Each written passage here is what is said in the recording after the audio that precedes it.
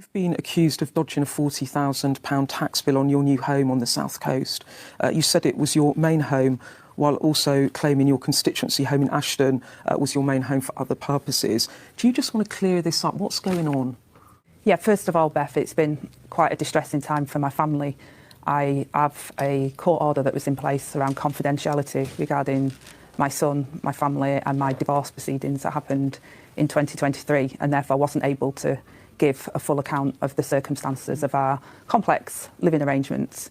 That order was lifted last night. I applied to have that order lifted so that I could give people the information.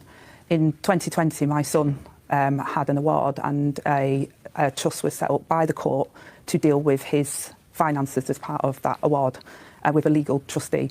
And in 2023, when me and my husband divorced, the decision was, because that home was adapted to support my son who has lifelong disabilities as a result of that injury that occurred to him, that trust was set up, and they decided that they would take on the property so that me and my husband could have a nesting arrangement where we could provide for my child in our family home, which is our family home and remains our family home. So when I'm looking after the children, I go back to the family home, and then when my ex-husband is looking after children, he does, and it was done primarily to support my son with his additional needs and to provide stability for them during the divorce.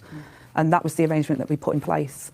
I then went to purchase, took my life savings basically out of the property, the 25% that I still owned within the property, took that money out so that I could purchase with a mortgage the place in Hove.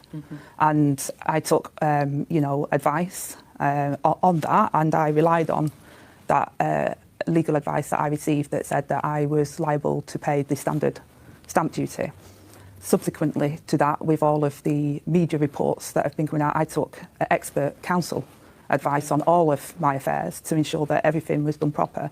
And that expert counsel said that the advice that I received was inaccurate because of the trust. I don't own the property, that is true. I only own one property that is mortgaged, like most people. But because of the nature of the trust that was set up by the court, that I would be liable to pay the additional stamp duty. As soon as I knew that that was the case, I have alerted and referred myself to the independent advisor on the ministerial code to ensure that they can look transparently at what's happened, and also contacted HMRC to say that there is additional tax owing on this, and that I'm prepared to pay that and fully comply with the HMRC as well. So the accusations that you didn't pay enough stamp duty on Hove, they're actually accurate, you didn't? They are accurate, but they're accurate in a different sense. I think the accusations were that I'd set up a trust or I'd flipped it to try and avoid paying it, but actually the complex area of the trust, which the advice that I relied